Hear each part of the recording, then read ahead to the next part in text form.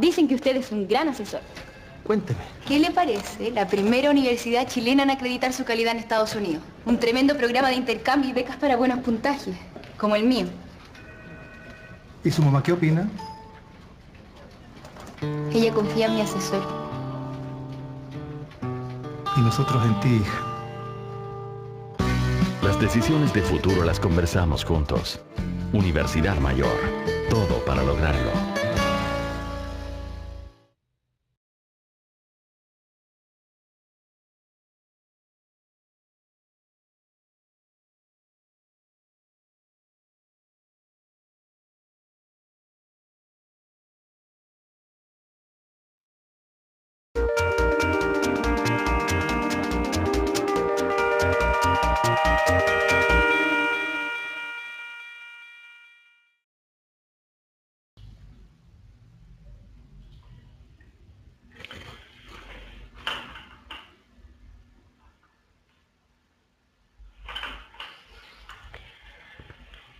Subir un poquito las cosas.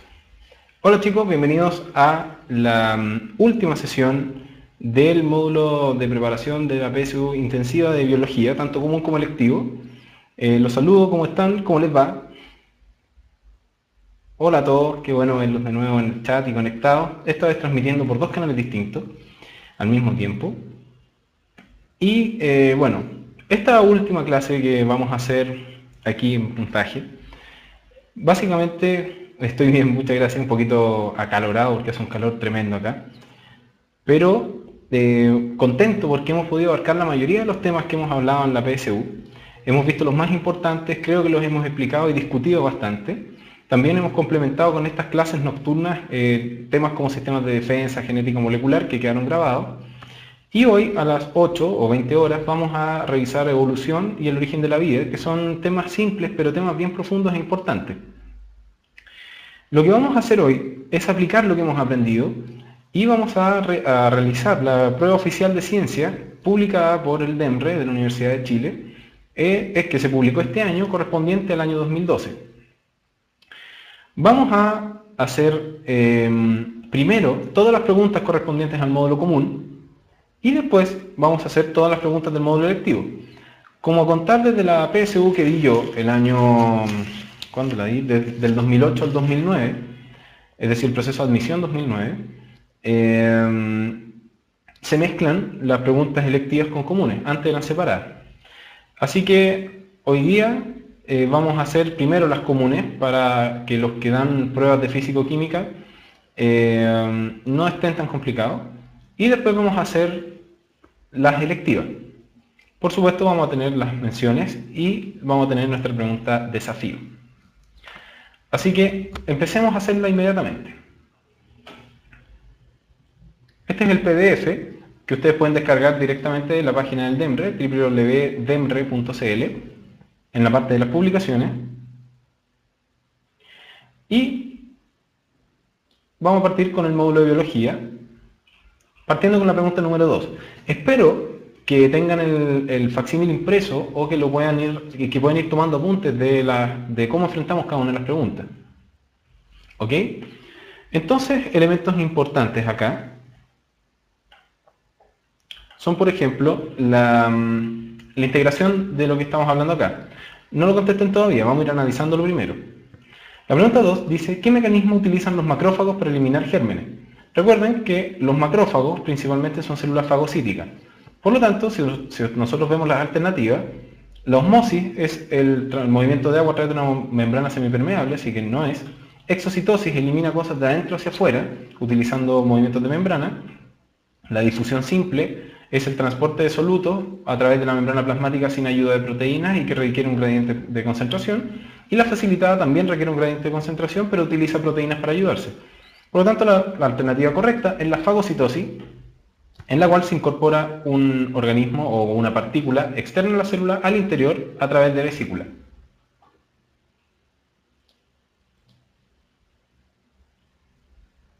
La 3 dice,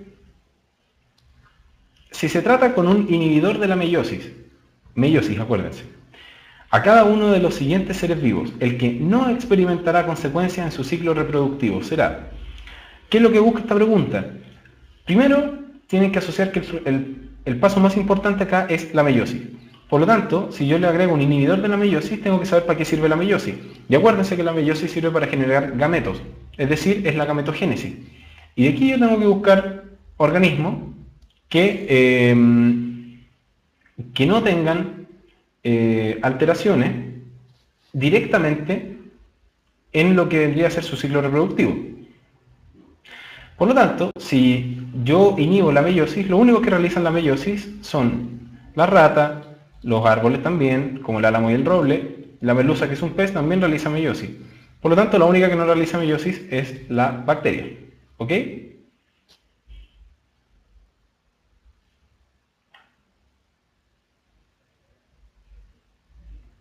Déjame ajustar un poquito algo acá, algo técnico.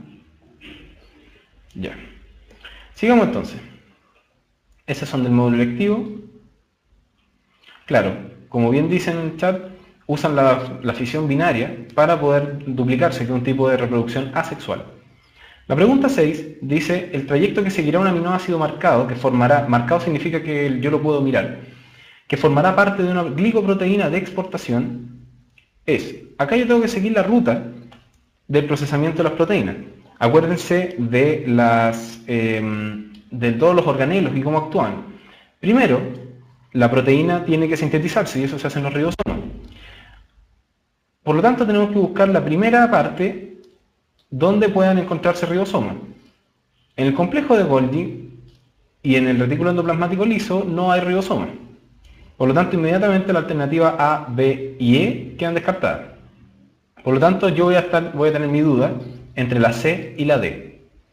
Entonces, yo sé que mi retículo endoplasmático rugoso tiene ribosomas adosados en su superficie y ahí ocurre la modificación primaria de las proteínas, específicamente la glicosilación primaria. Después, las proteínas deberían irse al complejo de Golgi, pero por razones en realidad que desconozco, acá incluyen al retículo endoplasmático liso antes del retículo endoplasmático rugoso. En biología celular se sabe que la vía es retículo endoplasmático rugoso, complejo de Golgi y exocitosis. ¿Ya? Pero aquí incorporan retículo endoplasmático liso. Por lo tanto, yo muy personalmente hubiera elegido esta porque esta es la más correcta. Sin embargo, en las claves aparece que la correcta es esta. Probablemente porque consideran el retículo endoplasmático rugoso y liso como un solo ente. ¿Ya?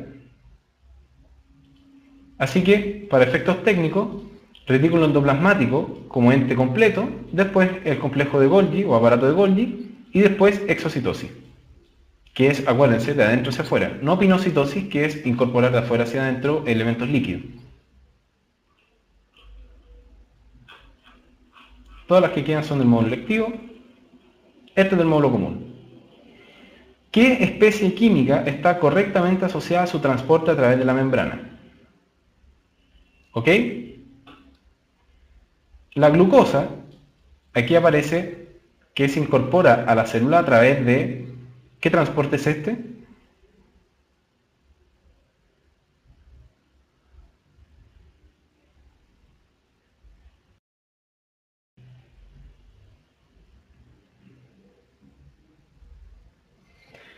Esto es endocitosis. La glucosa no se incorpora por endocitosis. Esta molécula que está acá utiliza la difusión simple, que correspondería bien a cómo se transporta el oxígeno. El colesterol se incorpora a través de endocitosis, no a través de canales. La insulina no utiliza antipod bajo ninguna manera. Y el sodio no se incorpora a través de endocitosis tampoco.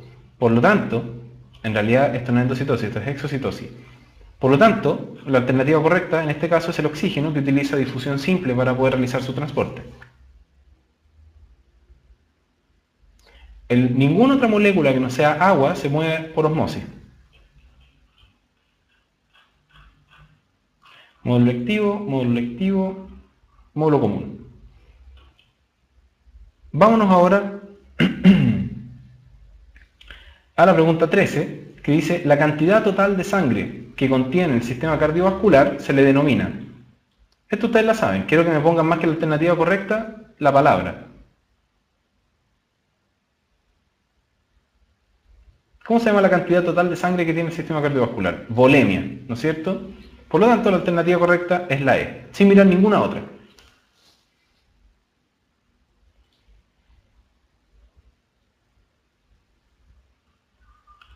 La pregunta 10, volviendo a esta, es la alternativa B, puesto que esto representa endocitosis, que no corresponde a la glucosa, esto representa difusión simple, que sí corresponde al oxígeno, esto representa transporte a través de un canal, en modo uniport, que no corresponde al colesterol, esta es la insulina, que no se mueve a través de este transporte, y esto es exocitosis, que no corresponde al sodio tampoco. Por lo tanto, la alternativa correcta es la B. De la que estamos hablando, de la 13, el gasto cardíaco ya dijimos que es un concepto, un número que se consigue multiplicando la frecuencia cardíaca por el volumen eyectado por el ventrículo izquierdo. El hematocrito es la cantidad de elementos figurados después de centrifugar la sangre. Policitemia es una condición en que hay demasiados eritrocitos en la sangre y la sangre se vuelve espesa. Leucopenia es una baja o un nivel más bajo de lo normal, no vamos a hablar de valores absolutos, de glóbulos blancos, y la volemia ya dijimos que es la cantidad total de sangre circulante. El colesterol se transporta a través de endocitosis.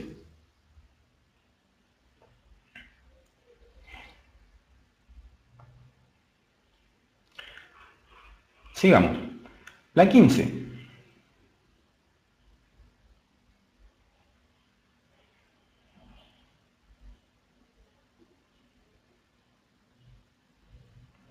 No, corrijo a Cosme. Como dice Cosme fulanito, no es que no traspasa la membrana plasmática. Si el transporte de colesterol para incorporarlo a la célula y poder utilizarlo, utiliza transporte del tipo endocitosis, mediado por unas proteínas que se llaman clatrina. Por lo tanto, eso ustedes podrían... No, en realidad no son las clatrinas. Pero son otro tipo de receptores que se ubican en la membrana plasmática que permiten incorporar el colesterol LDL a la célula. Pero no nos metamos en eso, ¿ya? Entonces, la 15... Las personas que siguen un régimen vegetariano estricto deben complementar su dieta con... Una de las cosas que dijimos cuando hicimos la clase es que los vegetarianos, pese a que pueden conseguir la mayoría de los aminoácidos, nunca estaría mal complementar con hierro, porque el hierro abunda mucho más en las carnes que en los vegetales. Por lo tanto, la única alternativa que tiene hierro es la C. Y además hay aminoácidos que cuesta mucho conseguirlos en los vegetales, en las cantidades que nosotros los necesitamos. Por lo tanto, una persona vegetariana debiese complementar con aminoácidos esenciales y hierro.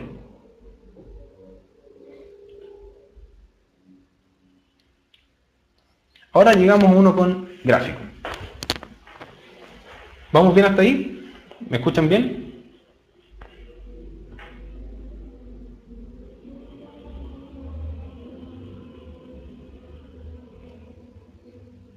Ya, perfecto.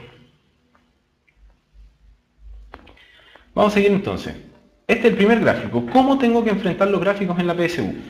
Acá yo tengo, primero todos los gráficos tienen dos ejes. Generalmente en la PSU me van a tocar gráficos que muestran el tiempo versus concentraciones, o pueden ser otro tipo de gráficos que lo vamos a ir analizando cuando lleguen. Acá tenemos el consumo máximo de oxígeno, ¿no es cierto? Y tenemos el tiempo. Y vemos acá los efectos de una determinada hormona que se le da a dos individuos distintos. Acá tenemos un individuo que se le dio placebo, que en realidad no tiene, es una vía que no tiene es una vía de administración que no tiene el medicamento activo. Y la parte de arriba, estos cuadraditos negros, es el que sí tiene. Y podemos ver, de lo que se infiere, sin ver la pregunta, yo sé que el que se le administró la hormona, consume más oxígeno. Es obvio, ¿no es cierto?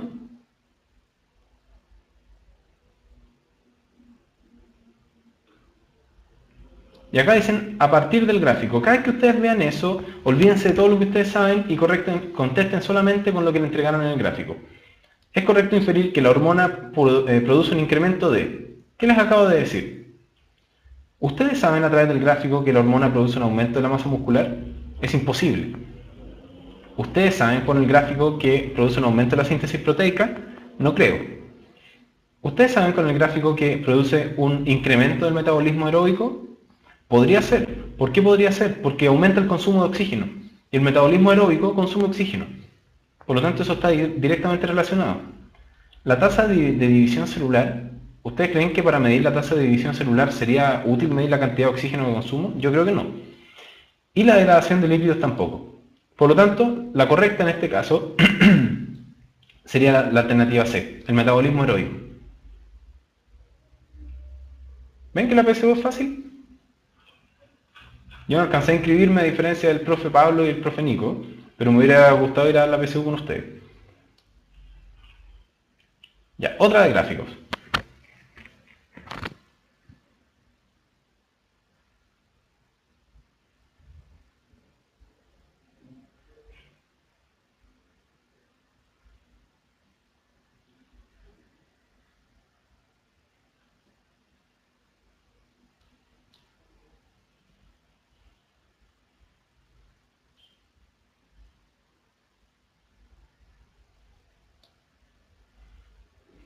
Ya, démosle. Ánimo, sí, van a ver que es más fácil de lo que parece. Confíen en ustedes mismos. Van a ver que les va a ir bien. Pero tenemos que terminar de ver esto. En el siguiente gráfico se muestra el tamaño y el tiempo de abscisión del fruto de plantas en una misma especie. Aquí muchos van a decir, chuta, no me acuerdo de ninguna de las hormonas vegetales que aparecen acá. La verdad, no importa, puesto que no lo van a necesitar porque pueden inferir la información del gráfico. Ya van a ver. Yo tengo acá 3 ejes en vez de 2. En el eje de abajo voy a encontrar lo que yo estoy midiendo porque es un gráfico de barra. Y en este lado, es decir, que representa la abscisión, tengo la medición en día de lo que toma la abscisión y el tamaño del fruto en este otro lado, respectivamente las barritas negras y las barritas blancas. Entonces, ¿cómo tenemos que hacer esto? ¿Qué me preguntan? Del análisis del gráfico, o sea, ustedes no tienen que saber nada más que ver el gráfico. Así que, atento con esto. Si se desea si se desea aumentar el tamaño, aumentar el tamaño y disminuir la caída del fruto, se tiene que usar auxina. Veamos lo que hace la auxina. La auxina aumenta el tamaño del fruto y disminuye el tiempo de maduración o la abscisión. Aumentar el tamaño y disminuir el tiempo de caída del fruto. Por lo tanto, la 1 es correcta. El etileno y el ácido abscísico disminuyen el tiempo de caída del fruto. Veamos, el etileno, este es el tiempo de caída del fruto, en blanco, sí lo disminuye, porque este es el normal, lo disminuye, y el ácido abscísico también. Por lo tanto, la 2 también es correcta. Y la 3 dice, si se desea modificar el tamaño del fruto y mantener el periodo de abscisión, se tiene que usar giberelina. Fíjense que si uso giberelina, el tiempo que me toma madurar el fruto es el mismo que en condiciones normales, pero mi fruto va a ser más grande, por lo tanto también es correcta. En síntesis, la alternativa correcta son todas. ¿Ya?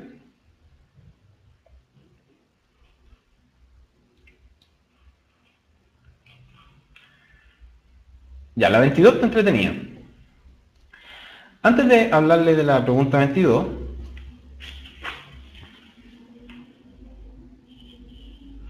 les voy a hacer una mención.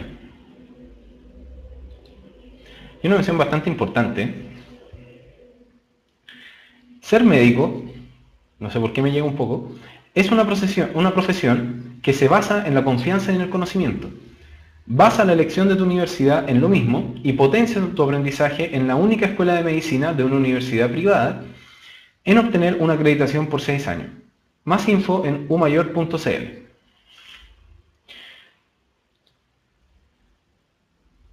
Entonces, sigamos con esto.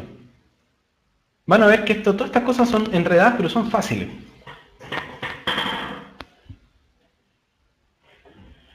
En el esquema se representa parte del sistema neuroendocrino humano, es decir, nos vamos a referir al sistema endocrino.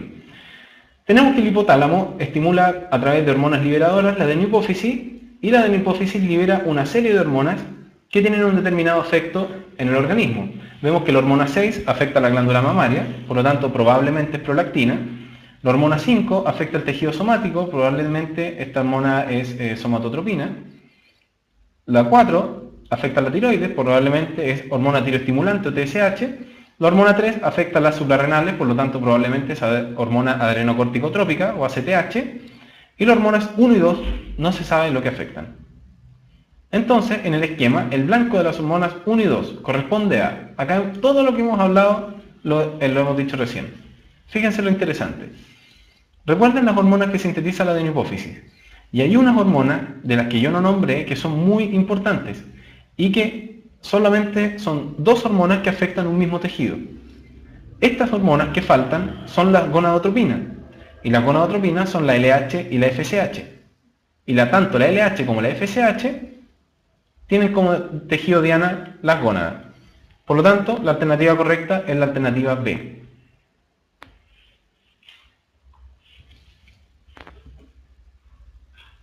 Veamos si encontramos más módulo común.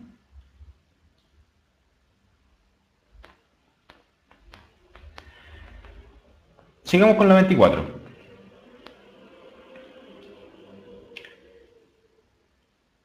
En la 24 dice, en pacientes con diabetes mellitus, la administración de insulina no es por vía oral porque la hormona es. ¿Qué tienen que saber en esta pregunta? ¿Qué es la insulina y qué tipo de hormona es? Antes de que veamos las alternativas, ¿qué tipo de hormona es la insulina? ¿Esteroidal o peptídica?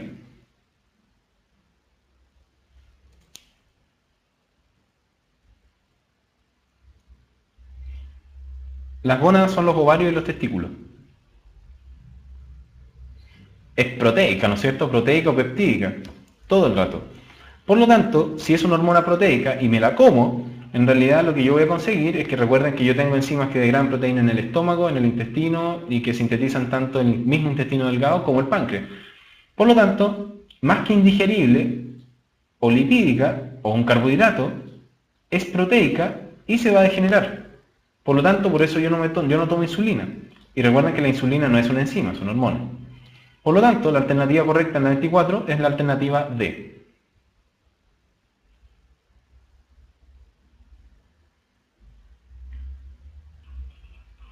Más módulo común. Esta es fácil. De hecho, vamos a tapar un poco las alternativas. Ahí, en la parte de acá abajo. Para que una madre que no secreta leche durante la lactancia, ¿cuál de las siguientes combinaciones de hormonas resultaría más efectiva para su tratamiento? Esto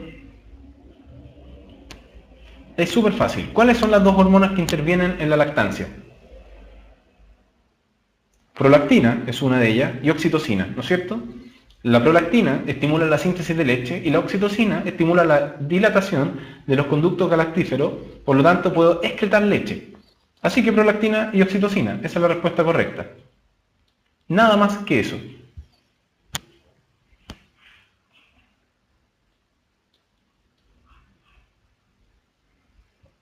Ya, la 28. En la tabla se muestran los resultados de un estudio del índice de masa corporal y la presión arterial en estudiantes universitarios. Acá tienen la tabla y lo que se les pregunta es sobre la tabla, no es lo que ustedes pueden saber. Así que en este caso tenemos el índice de masa corporal, tanto enflaquecido, normal, sobrepeso y obeso, en este lado. En la cantidad de individuos, que no es importante, excepto si es que lo preguntan por número. Y aquí tenemos la presión sistólica y diastólica. Y lo que importa es que tenemos que comparar valores. Por ejemplo, ¿será la presión arterial igual en un individuo enflaquecido que en un individuo normal? Y aquí podemos ver, la presión arterial es menor en los enflaquecidos que en los normales. Y ahora podemos comparar los normales con los con sobrepeso. Y vemos que la presión en los con sobrepeso es más alta que en las personas normales, y en los obesos es más alta que en los con sobrepeso.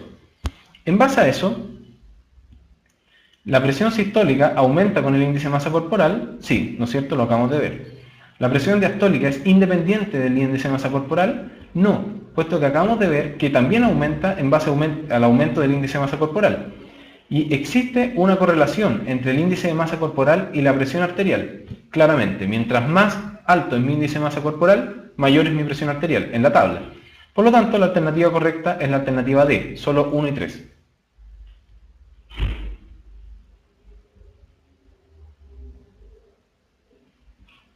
Veamos más del módulo común.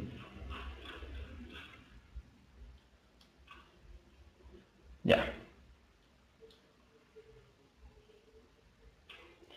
En la figura se representa una parte del material hereditario de una célula en metafase, ¿no es cierto? Acuérdense que en la metafase es cuando se pueden observar los cromosomas y se tiene esta forma de X, que son dos cromátidas hermanas unidas a través del centrómero.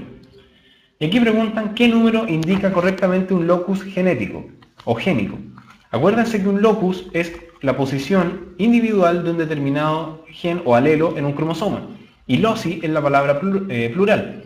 Por lo tanto, el 1 representa el locus, el 2 representa el centrómero, el 3 es una cromátida hermana y la 4 es un brazo. Respectivamente en este es un brazo largo, es un brazo Q. Y el 5 es un cromosoma completo. Por lo tanto, el número 1 es la alternativa correcta. Era súper fácil. Esta es la alternativa A. Con respecto al genotipo, ¿cuál de las siguientes afirmaciones es incorrecta? Lo importante acá es que tienen que entender el concepto de genotipo. Acuérdense que el genotipo se considera como la interacción del material genético que interactúa con el ambiente y expresa determinadas características. Por lo tanto, finalmente lo que nosotros logramos es que a través de la organización del material podemos tener diferentes características. Y en base a ese concepto nos preguntan cuál es la incorrecta. En base a las alternativas que nos están planteando, vamos a tener que darnos cuenta cuál de ellas es la correcta y con eso vamos a poder descartar la incorrecta. ¿El genotipo determina el fenotipo potencial? Por supuesto que sí. El genotipo más el ambiente es el fenotipo. Se puede deducir a través de los cruzamientos.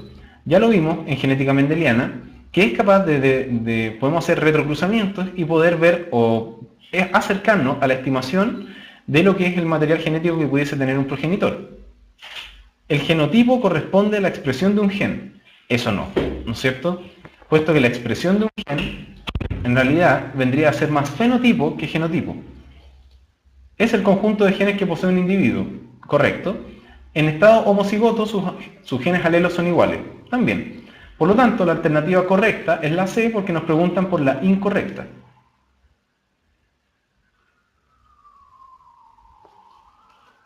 Ya, esto es fácil, ¿no es cierto? Acuérdense que el albinismo, cuando lo vimos, es una enfermedad autosómica recesiva.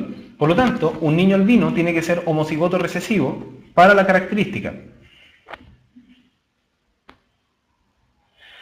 Sin embargo, si los padres son normales y el niño es albino, tenemos que tener en consideración que si el padre es normal y el niño albino tiene que haber heredado de alguna manera el alelo que lo hizo albino. Y heredó uno del papá y uno de la mamá. Por lo tanto, los padres, si son normales, es en rigor obligatorio que sean heterocigotos.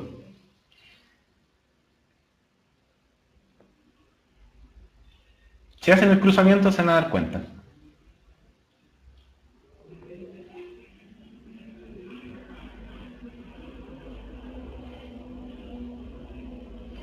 Ya, la 38 dice cuál de los siguientes organismos es indispensable en el ciclo del nitrógeno.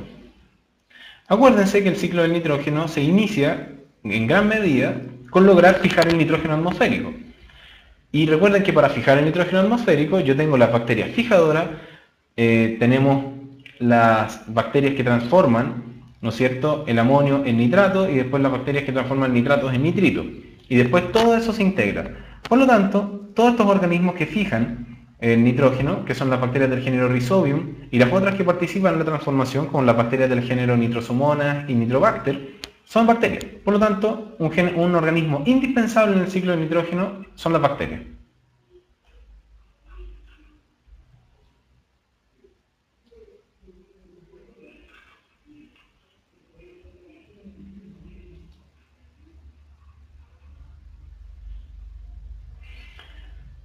Veamos la 41. Por actividad humana se vierte a los cauces de agua una serie de sustancias nutritivas que favorecen el crecimiento de organismos fotosintéticos.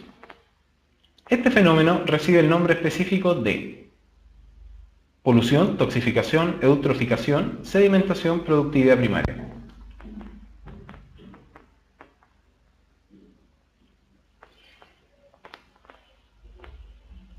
Si se vierte a los cauces de agua una sustancia que favorece el crecimiento de organismos fotosintéticos en el agua, es decir, genera o estimula el crecimiento de algas, eso se llama eutroficación, que aumenta el crecimiento de algas de plantas marinas. La polución, toxificación son elementos más del área de contaminación, sedimentación es otra cosa y productividad en primaria también. Por lo tanto, acá la correcta es la alternativa C. Estamos por terminar las del módulo común. Esta es la última del módulo común. En la figura se representa una situación experimental en la que se pretende demostrar el efecto de la temperatura sobre la fotosíntesis. Acá pueden ver el mono, tenemos que entender que este es un lirio, una flor, ¿no es cierto? Y que tenemos distintas temperaturas y la misma luz. Y la luz es roja. Si las demás condiciones se mantienen iguales en ambas situaciones, es correcto afirmar que para evaluar la fotosíntesis se debería medir. ¿Qué pregunta hay que hacerse acá? ¿Cómo mido la fotosíntesis? ¿Qué produce la fotosíntesis? Principalmente carbohidratos y elementos de esa índole. Por lo tanto, una medida muy fácil para medir la fotosíntesis sería medir la producción de almidón. Recordando que el almidón es un polisacárido hecho de glucosa. La liberación de dióxido de carbono no corresponde acá porque la fotosíntesis consume dióxido de carbono. La que libera dióxido de carbono es la respiración celular. La longitud de onda de luz utilizada, nada que ver, porque aquí ya me están diciendo que utilizan la misma longitud de onda. El consumo de oxígeno es al revés, la fotosíntesis libera oxígeno, la que consume oxígeno es la respiración celular. Y la liberación de agua es lo mismo, la fotosíntesis consume agua a través de la fotólisis del agua y por eso se produce oxígeno, y la que libera agua es la respiración celular. Moraleja, tienen que saber, ahí sí, tienen que saber la diferencia clara entre los productos de la fotosíntesis y de la respiración celular por ambas partes. ¿Ya? Por lo tanto, la alternativa correcta acá es la producción de almidón. ¿Sí se ve? Lo estoy leyendo.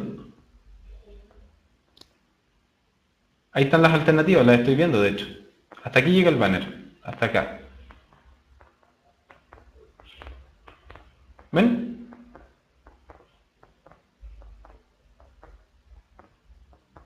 Igual lo vamos a sacar. Ya. Entonces con esto terminamos el módulo común de biología. Esas son las 18 preguntas que salieron en el año 2012. Como pueden ver, no son de una complejidad que ustedes digan wow. Y espero que se sientan un poco más reforzados con las clases que hicimos. Y espero que les hayan sido más fáciles. Ahora nos vamos a ir a las del electivo. Por lo tanto vamos a subir al tiro.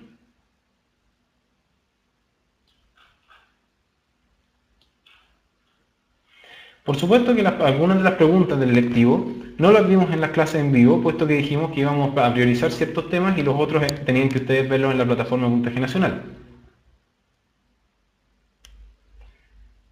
Común de biología son 18 preguntas. Y aquí ya terminamos. Desde ahora vamos a ver solamente las de electivo, que son las 26 restantes.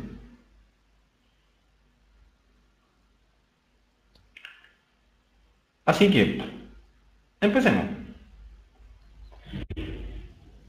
La pregunta 1 dice, el cambio de lugar de fragmentos cromosómicos dentro del mismo cromosoma o fragmentos entre cromosomas no homólogos se conoce como.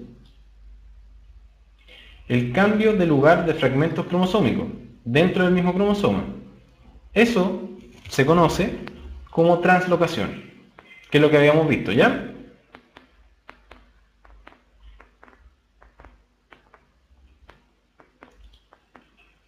La otra del lectivo dice: la molécula de ADN de una bacteria y la de un ser humano se diferencian en el esqueleto de fosfatos. No, son los mismos. El tipo de nucleótidos son los mismos, los dos son ADN, los dos son desoxirribonucleótidos. El tipo de azúcar, idem, son los dos ADN, por lo tanto los dos tienen desoxirribosa. El tipo de enlace entre nucleótidos, los dos son ADN, por lo tanto los dos tienen el mismo tipo de enlace. Y la diferencia entre el ADN de una bacteria y la de un ser humano, por supuesto, que es la secuencia de nucleótidos. Por lo tanto, la alternativa correcta es la alternativa B.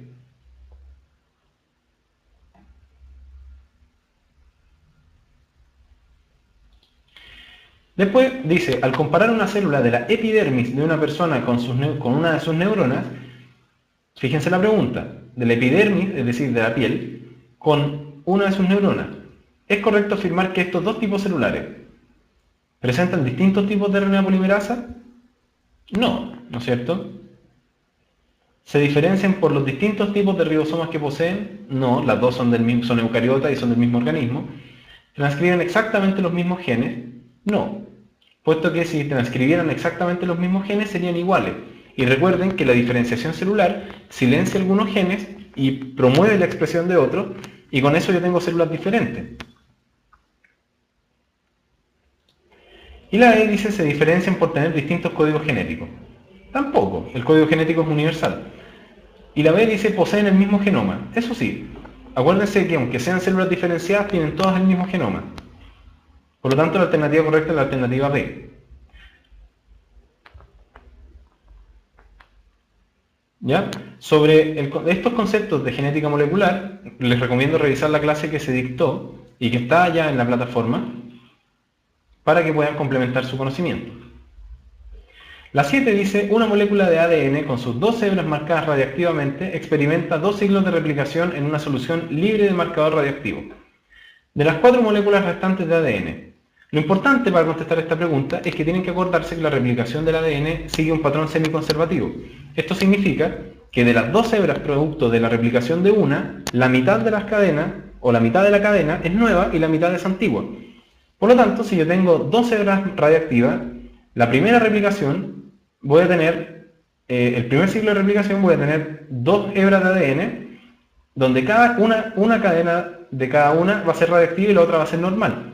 Y después, cuando se vuelvan a replicar, voy a tener 2 hebras que no tienen radioactividad y 2 hebras que sí van a tener radioactividad. Y eso se entiende mucho con el monito que presentamos en la clase genética. Por lo tanto, la alternativa correcta va a ser la alternativa C, en que la mitad va a presentar radioactividad.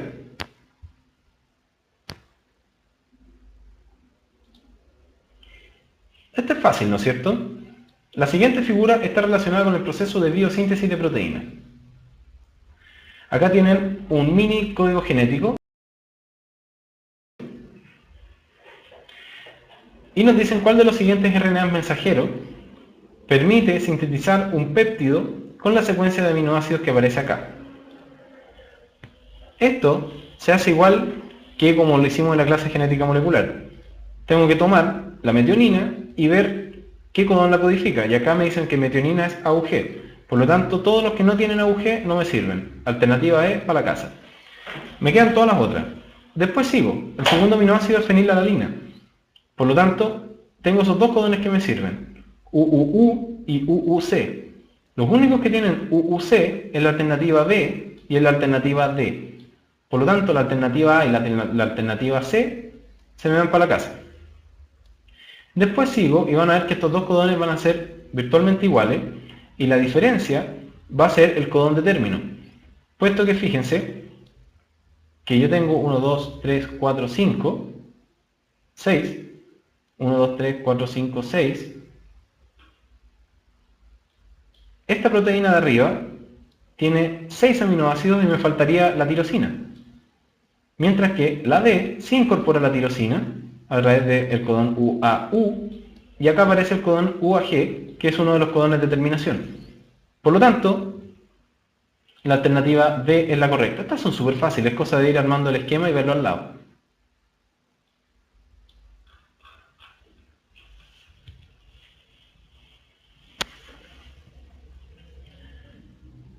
La alternativa 9 dice, en el gráfico se muestran las curvas de crecimiento de una cepa bacteriana que luego de 12 horas de cultivo fue tratada con 2 antibióticos diferentes a la misma concentración. Estos antibióticos son tetraciclina y penicilina. Acá tienen el crecimiento de la bacteria y aquí se les aplicó. Si no hubiéramos aplicado antibiótico, esto hubiese seguido esta curva continua, en cual esta ausencia de antibiótico. Cuando se les agregó tetraciclina, las bacterias mantuvieron su crecimiento constante. Y cuando le agregamos penicilina, el crecimiento, en vez de mantenerse constante, empezó a disminuir. Y el número de bacterias empezó a disminuir. Por lo tanto, acá nos preguntan, ¿la tetraciclina es más efectiva que la penicilina? No, porque la penicilina tiene efecto acá, como se muestra aquí, bactericida. ¿La tetraciclina actúa como agente bactericida? No. La tetraciclina actúa, este tipo de antibióticos que bloquean el crecimiento celular, el crecimiento poblacional, se llaman bacteriostáticos. ¿La penicilina actúa como agente bacteriostático? No, la penicilina es bactericida. ¿La cepa bacteriana es sensible a ambos antibióticos? Puede ser. ¿Y la cepa bacteriana es resistente a la tetraciclina? No.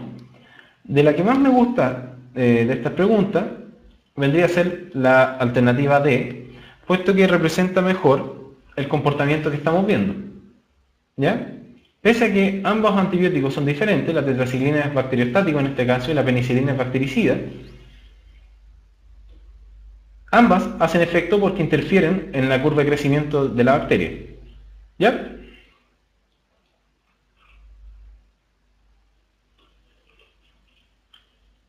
Esta ya la hicimos. Vamos a atacar. En el gráfico se presenta el efecto que produce la aplicación de una droga sobre un cultivo de células epiteliales en división. Cuando una bacteria es resistente a un antibiótico, significa que su crecimiento no se ve interferido si es que está el antibiótico puesto ahí. Es como que nunca lo hubiéramos puesto. Como decía la pregunta 11, el gráfico se representa el efecto que produce la aplicación de una droga sobre un cultivo de células epiteliales en división, expresado en núcleos por célula en función del tiempo. Número de núcleos por célula en función del tiempo. Esto es fácil. Del análisis del gráfico, es correcto inferir que la droga inhibe la despolarización de los microtúbulos, la polimerización del uso acromático, la desorganización de la carioteca, la migración de los centriolos o la citoquinesis. Se puede ver muy desenredado. Núcleos por célula significa la cantidad de núcleos que tengo adentro de mi célula en división. Normalmente cuando una célula se divide, se rompe la carioteca o la membrana nuclear, se replica el material genético, se organiza, ¿no es cierto?, a través de la condensación del material genético en la profase, se ordena en el ecuador de la célula en la metafase, los centriolos están en las puntas de la célula y se divide después el material genético repartiéndose entre cada polo de la célula y después se realiza la citoquinesis, citodiéresis o citocinesis y quedan 2 células. Normalmente el número de núcleos por célula debería mantenerse así, puesto que nunca debería tener más de un núcleo por célula. Si yo aplico una droga y el número de núcleos por célula empieza a aumentar, significa que yo tengo bloqueado un mecanismo que separa los núcleos. Y el proceso que separa los núcleos, en este caso, vendría a ser la citoquinesis. Por lo tanto, la alternativa correcta en la pregunta 11 es la E. No es tan difícil, pero puede estar medio enredada. La patología caracterizada por un aumento de la presión intraocular debido a un desequilibrio entre la absorción y la secreción del humor acuoso se denomina, esto no deberían preguntarlo a mi juicio, pero de todas maneras nunca está mal. Aumento de la presión intraocular es el glaucoma. ¿Ya? La presbicia es la disminución de la agudeza visual que se produce producto de la edad. Astigmatismo es la interferencia en la formación del foco o del procesamiento de la información a nivel retinal. Hipermetropía es la formación del foco detrás de la retina y miopía es antes de la retina. Sí, es lo mismo como pregunta, citoquinesis y citocinesis es lo mismo.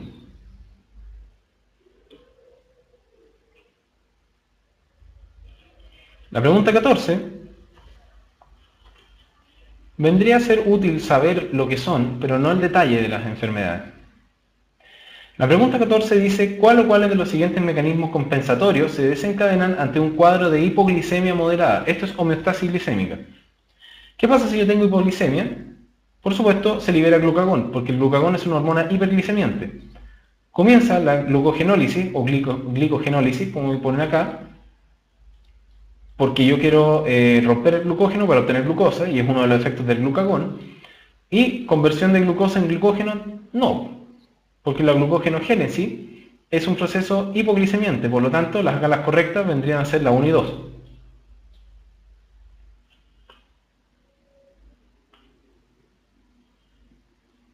¿Ok?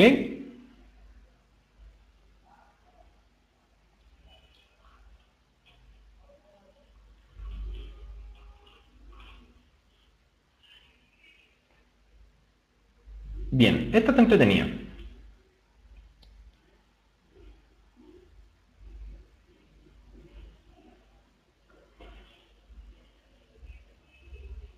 Después pueden ver el video para tomar los apuntes, ¿ya? Pero tenemos tiempo limitado, nos quedan de hecho 30 minutos.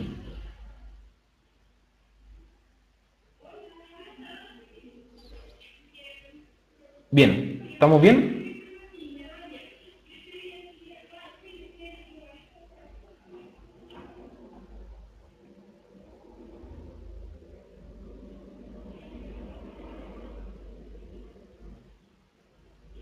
Confírmenme que me estén escuchando bien, por favor. Quiero ver un poco la latencia.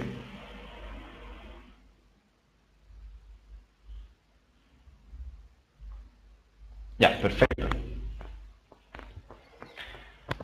La 17 dice, el bloqueo farmacológico de la bomba transportadora de protones en la mitocondria, es decir, la ATP sintasa,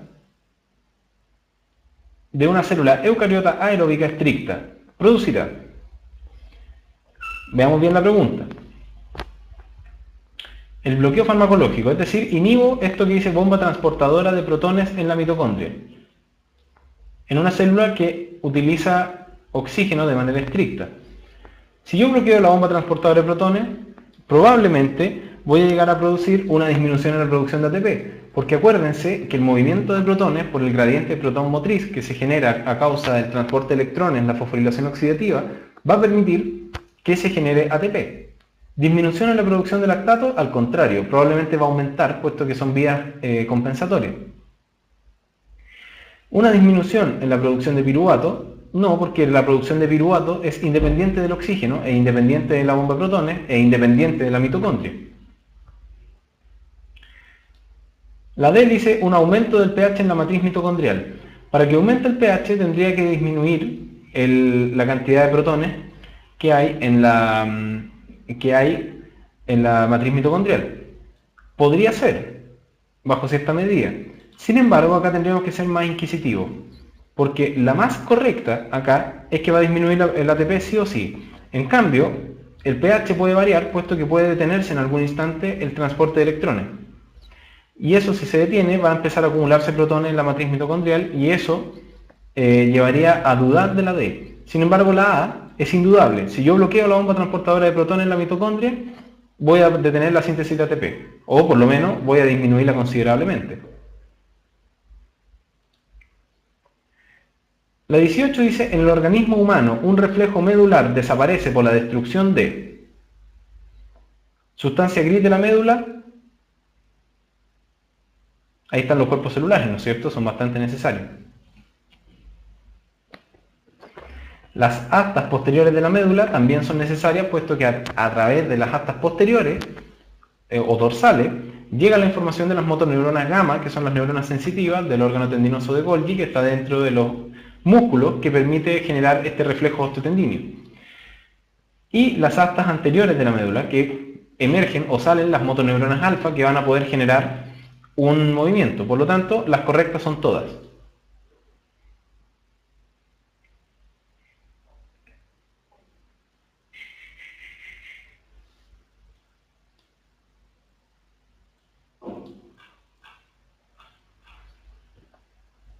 Ya. Esta pregunta la vamos a presentar como la pregunta desafío de la jornada que estamos haciendo hoy.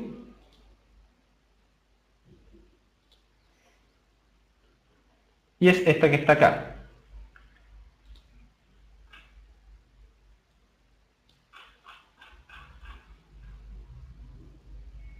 Dice, un experimento clásico en los comienzos de la inmunología consistió en inyectar un antígeno Z a ratones de la misma especie, previamente sometidos a diferentes tratamientos. Posteriormente se midió la producción de anticuerpos anti-Z y en la tabla se muestran los tratamientos y sus resultados.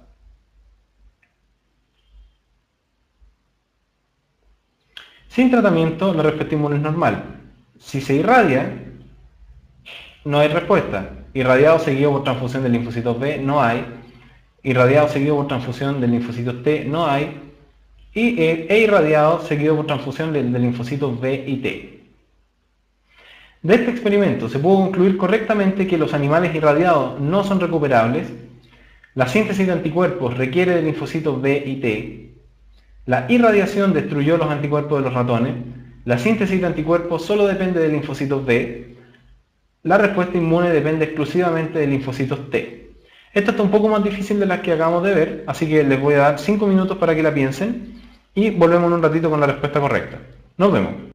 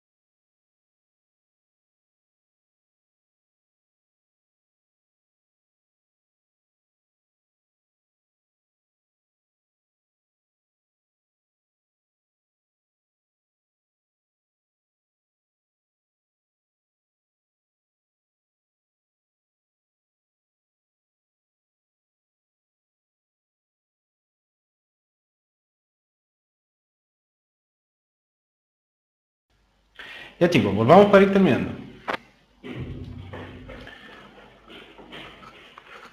Veamos. La pregunta se enfocaba básicamente, pese a que es bastante enredada, inyectaban antígeno y después veían la cantidad de anticuerpos. Y al irradiarlo, vieron que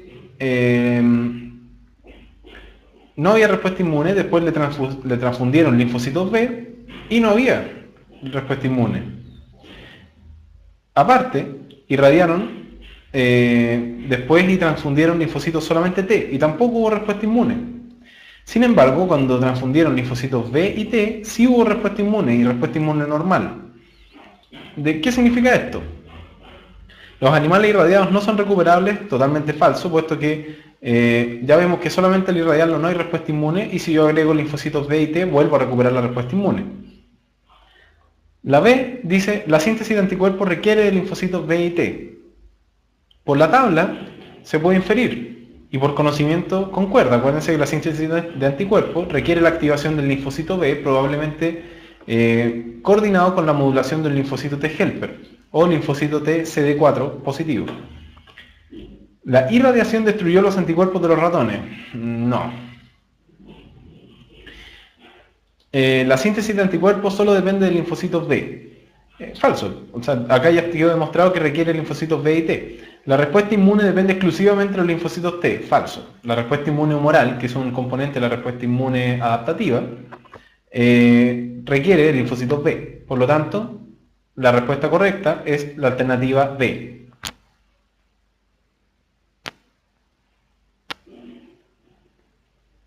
Sigamos. Vamos a sacarle un poquito de zoom. En la tabla, otra tabla, se muestra el resultado de algunos exámenes de la función renal, homeostasis hidroelectrolítica.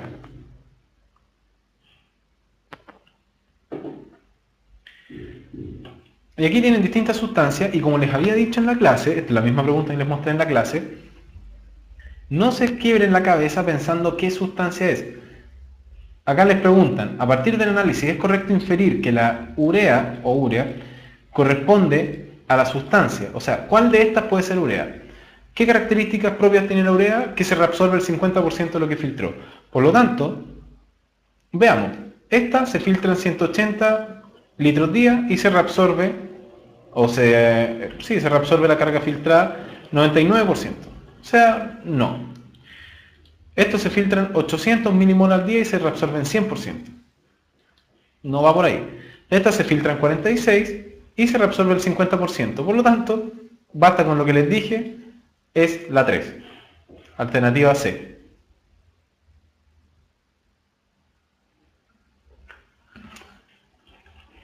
Esa ya la hicimos. Veamos la 23.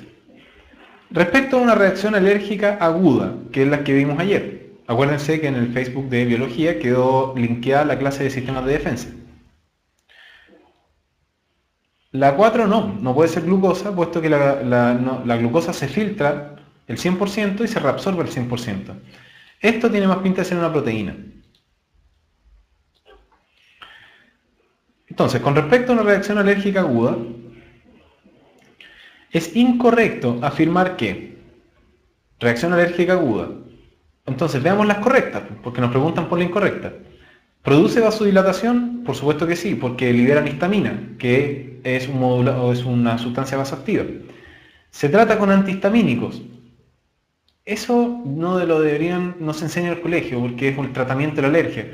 Pero sí, responde si yo bloqueo los efectos de la histamina. ¿Desencadena una reacción inflamatoria? Yo creo que no, pero sigamos con las otras. Corresponde a una respuesta exacerbada frente a un antígeno. Dicho y hecho, es una reacción exagerada. Siempre es consecuencia de la primera exposición a un alérgeno específico. Puede como no ser, pero vamos entonces entre la C y la E. Veamos los componentes de cada una de ellas que le dan o no ciertas propiedades. Desencadena una reacción inflamatoria. Si a esto le ponemos el local al lado, una reacción inflamatoria local, por supuesto que lo hace. puesto que puede provocar inflamación de los bronquios, puede provocar inflamación de una determinada superficie de la piel, etcétera. Por lo tanto, sí produce una reacción inflamatoria, porque la inflamación depende de la cantidad de perfusión sanguínea que llega. Y siempre es consecuencia de la primera exposición a un alérgeno específico. Casi siempre puede repetirse una alergia, y es por eso que las personas que saben que son alérgicas a algo pueden volver a sufrir la misma reacción. Por lo tanto, una exposición a un determinado alérgeno siempre puede generar una alergia, y esa es incorrecta, la alternativa E.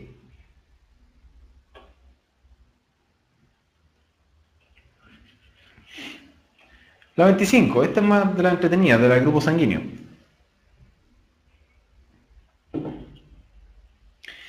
Los grupos sanguíneos del sistema ABO o AB0 están codificados por 3 genes, ¿no es cierto? El alelo A, el alelo B y el alelo o la ausencia de alelo. O en realidad no es ausencia de alelo, pero es un alelo que no codifica una de estas proteínas. Al respecto, es correcto afirmar que estos genes son todos alelos. Vuelta a lo que yo les decía. Hay que considerar que tanto el grupo A como el grupo B son alelos, pero el grupo 0, pese a que no codifica alelo A o alelo B, también codifica una determinada proteína y sí ocupa un espacio dentro del cromosoma. Por lo tanto, la alternativa no es correcta. La A y el B son genes dominantes con respecto al 0, sí. A y B codifican para proteínas diferentes, expresándose ambas cuando A y B están presentes. Eso es correcto porque la herencia de los grupos sanguíneos es codominante. ¿Ok? Por lo tanto, la alternativa correcta acá es la E, son todas. Algunas de las drogas que se usan para el tratamiento del SIDA actúan inactivando la transcriptasa reversa del virus de inmunodeficiencia humana. De este hecho, se concluye que primariamente se produce una inhibición a nivel de la síntesis de ADN viral, el procesamiento de proteínas virales, la unión del virus a la superficie de los linfocitos T, la síntesis de proteínas del virus, la síntesis de copias nuevas del ARN viral. Por supuesto que la alternativa correcta en este caso es la A, la síntesis de ADN viral, puesto que si yo bloqueo la transcriptasa reversa, bloqueo la transcripción inversa, y eso es la síntesis de DNA a partir de una molécula de RNA.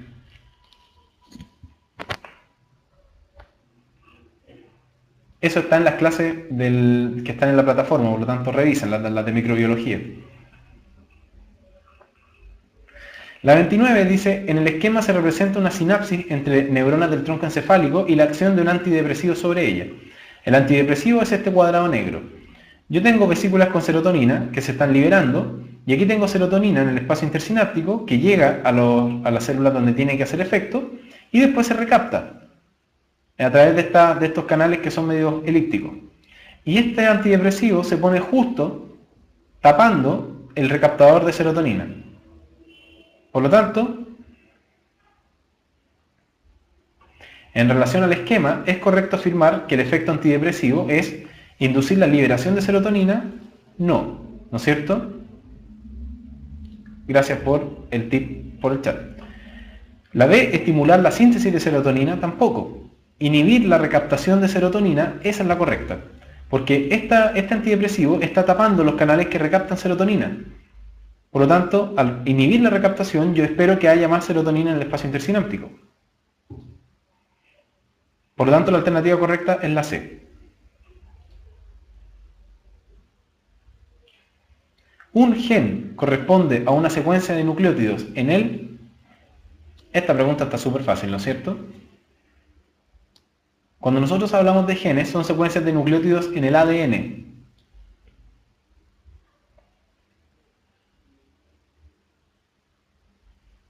¿Ok?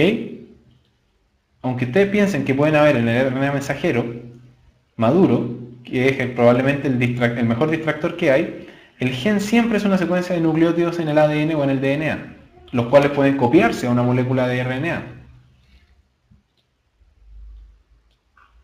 Sigamos. 33. El número mágico del que se habló mucho y se hizo mucho boom televisivo hace muy poco tiempo. A partir de un trozo de tallo de cardenal es posible obtener una nueva planta de la misma especie. No sé si ustedes se han fijado que si sacan una patilla de un cardenal, la ponen en la tierra y obtienen un cardenal.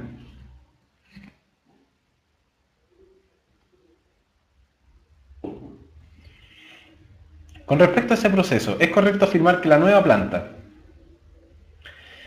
esta planta, si yo agarro un cardenal y le saco una ramita al cardenal y la planto, esta planta que salió, ¿es un clon obtenido por reproducción asexuada? Sí, ¿no es cierto? Porque es una reproducción asexual, no intervinieron procesos de recombinación genética. ¿Es haploide, a diferencia del original que es diploide? No, o sea, no es haploide, cambia el tamaño, pero solamente se reprodujo de nivel asexual. ¿Origina flores de color diferente a la planta inicial? No, porque es un clon. Por lo tanto, la correcta acá es solo uno.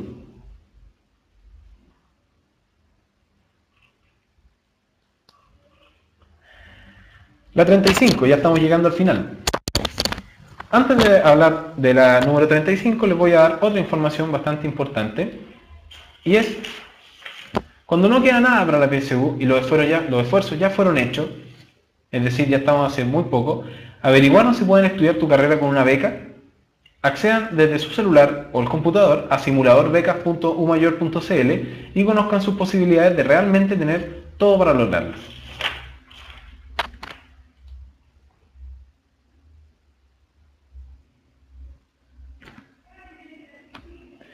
Entonces, bueno, siguiendo, la pregunta dice, una droga que impide el entrecruzamiento entre las cromátidas hermanas, fíjense bien lo que pregunta, que impide el entrecruzamiento de las cromátidas hermanas en la profase 1, producirá gametos con, es decir, la droga inhibe el crossing over, o el entrecruzamiento.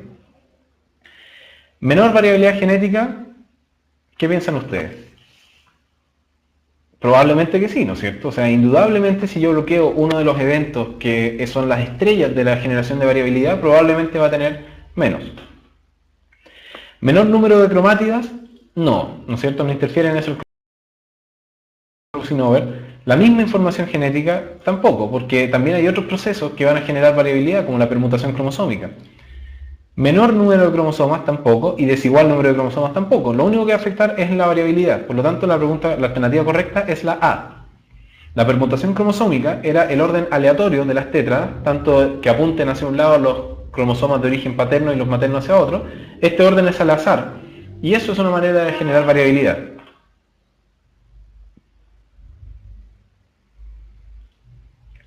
Si pueden hacer esta pregunta en el patio de su casa, o de su departamento, o pueden hacerlo donde puedan, es muy, muy interesante.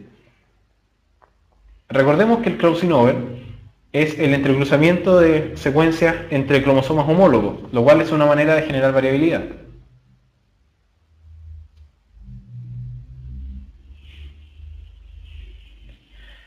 Ya. La 36 dice, se pueden obtener hortensias, que son estas flores, con flores azules al cultivar plantas con flores rosadas en suelo de pH ligeramente ácido. Esto significa que yo planto una hortensia rosada y si el suelo es ácido, la flor se pone azul. Si el pH del suelo produce un pH similar en el comportamiento vacuolar de las células en los pétalos, dándole el color azul, que al final es lo que les decía. Y si lo alcalinizan, no está en la pregunta, pero si ustedes alcalinizan el suelo, van a obtener flores blancas. Eso es muy bonito. Entonces, la gracia de lo que preguntan acá es que ustedes tienen una flor rosada y esta misma flor, si ustedes acidifican el suelo, pueden convertirse en flores azules. Y de esto se deduce que esta práctica agrícola del cambio de pH del suelo produce un nuevo cultivar o una nueva raza de hortensias. No, ¿no es cierto?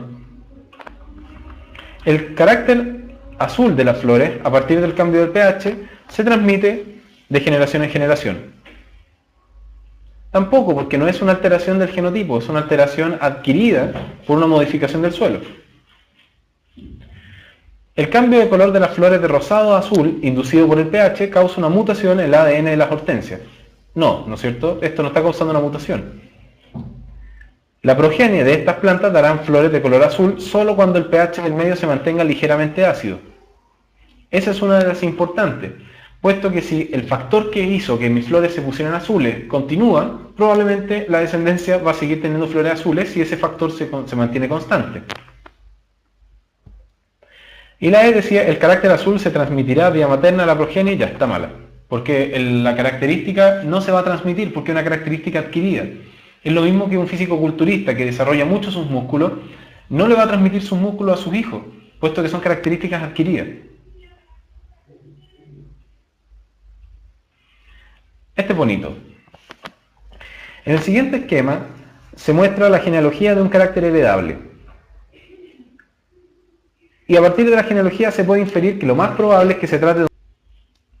Como les decía, tuvimos un pequeño problema técnico, pero ahora vamos a seguir haciendo las últimas preguntas que nos quedan porque ya llegó su profe favorita de matemáticas, así que le estoy quitando minutos de su clase, pero solamente van a ser un poquito, ¿ya? Así que vamos a hacer, si se fijan, estamos a punto de llegar. Y como les decía, la herencia de este patrón, fíjense que los padres no manifiestan la enfermedad, pero la manifiestan los hijos hombres, y después este hombre enfermo se casa con una mujer y todos salen sanos. Y esto significa que esta enfermedad es el patrón recesivo ligado a X. ¿Ya? Acuérdense de eso. ¿Y por qué? Porque puede que esta madre haya sido portadora y le transmitió el cromosoma enfermo a sus dos hijos. Pero las hijas son portadoras de esta, pueden llegar a ser portadoras porque el hombre aporta un cromosoma X sano. Y estos que tienen solamente un cromosoma X enfermo, se casa con una mujer que aporta X sanos y las mujeres son sanas y este hombre sano heredó el cromosoma X de la mamá.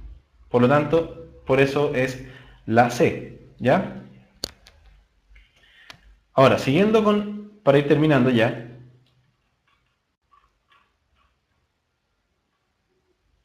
estas dos son del módulo lectivo, pero esta es bastante fácil.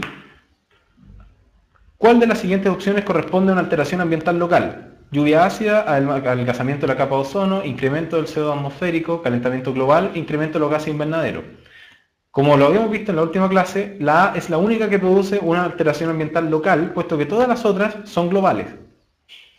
La 40 dice, una población cualquiera se mantendrá en permanente crecimiento si la tasa de crecimiento es mayor que cero, por supuesto, que es la suma de las tasas de mortalidad y natalidad, y la de inmigración-emigración, que siempre si son superiores a cero la población crece. Mortalidad es menor que la natalidad, por supuesto, si nacen más de los que se mueren, la población crece. Y emigración es menor que la inmigración. Si llegan más de los que se van, mi población también crece. Por lo tanto, son todas. La alternativa E es la correcta. Y en la 42 muestran las variaciones de temperatura local y externa de dos tipos de animales. Tenemos uno, que la temperatura corporal se mantiene constante versus las fluctuaciones ambientales. Y tenemos otro, que la temperatura corporal aumenta a medida que aumenta la temperatura externa. El cuadrado es el animal 2 y el redondo, o el diamante, o el rombo, es el animal 1. A partir del gráfico, ¿cuál de las siguientes opciones es correcta? El 1 es un poiquilotermo, no, porque el poiquilotermo depende, su temperatura interna depende de la temperatura externa, y el poiquilotermo es el animal 2. El 2 es un homeotermo, tampoco, porque el homeotermo tiene su temperatura interna constante, que vendría a ser el animal 1. El animal 2 puede ser un reptil, probablemente los reptiles son poiquilotérmicos. El animal 1 no puede regular su actividad metabólica, eso es falso, sí la regula. El metabolismo del animal 2 es independiente de la temperatura del medio ambiente, tampoco. Por lo tanto, en la pregunta 42, la alternativa correcta vendría a ser la alternativa C, que el animal 2 puede ser un reptil, puesto que el animal 2 tiene una curva de temperatura correspondiente a los organismos poiquilotermos. Y la última, ya vimos en las clases lo que es poiquilotermo y homeotermo, pero poiquilotermos son los organismos que pueden variar o que varían su temperatura interna en base a las fluctuaciones medioambientales de la temperatura, como los reptiles, etc. Y los homeotermos tienen su temperatura interna constante, puesto que su temperatura depende del metabolismo celular. La 43, y la última que vamos a ver, dice, las poblaciones de anfibios han disminuido y dicho fenómeno se asocia al aumento de la radiación ultravioleta en la superficie. Además, se sabe que todos los anfibios poseen una enzima llamada fotoliasa que repara el daño en el ADN causado por la radiación UV. Para investigar este fenómeno se tomaron dos grupos de 3 especies diferentes de anfibios que fueron tratados, tal como muestra en el siguiente experimento. ¿No es cierto? Acá tenemos huevos sometidos a radiación ultravioleta y huevos sin radiación. Y acá tenemos el resultado de supervivencia. ¿Cuál de las siguientes hipótesis es posible sustentar con los resultados obtenidos? La rana arborícola tiene una mayor actividad de fotoliasa que el resto de las especies. Voy a dar una pequeña información. ¿Estoy listo, profe Katy? Estoy haciendo la última pregunta para que no me retes, ¿ya? Sí, estoy en la hora, pero siempre me paso. Pero agradezco tus minutos matemáticos dentro de la biología. Ya. Entonces, como les decía, la rana arborícola tiene una mayor actividad de fotoliasa que el resto de las enzimas, perdón, de la especie. Y acá vemos que el grupo 1, que tenía que se sometieron a radiación ultravioleta, sobrevivió el 100%, y el grupo 2, que no se sometió a ultravioleta, sobrevivió el 100%. El declive de todas estas especies de anfibios es resultado del aumento de la radiación UV. En realidad eso es súper amplio y es bastante difícil de saber. La rana de las cascadas presenta menor concentración de fotoliasa que el sapo occidental, y eso depende básicamente, como pueden ver, de la supervivencia. El sapo occidental sobrevivieron menos que la rana de las cascadas en el grupo que tuvo exposición a la ultravioleta, por lo tanto posiblemente es al revés. Y acá dice en ausencia de radiación ultravioleta, y en ausencia de radiación ultravioleta la supervivencia es la misma tanto del sapo occidental como de la rana de las cascadas. Y la última dice la radiación UV inhibe la fotoliasa en la rana arborícola. Mentira, porque pueden ver que tanto en los dos grupos sobrevivió el 100%.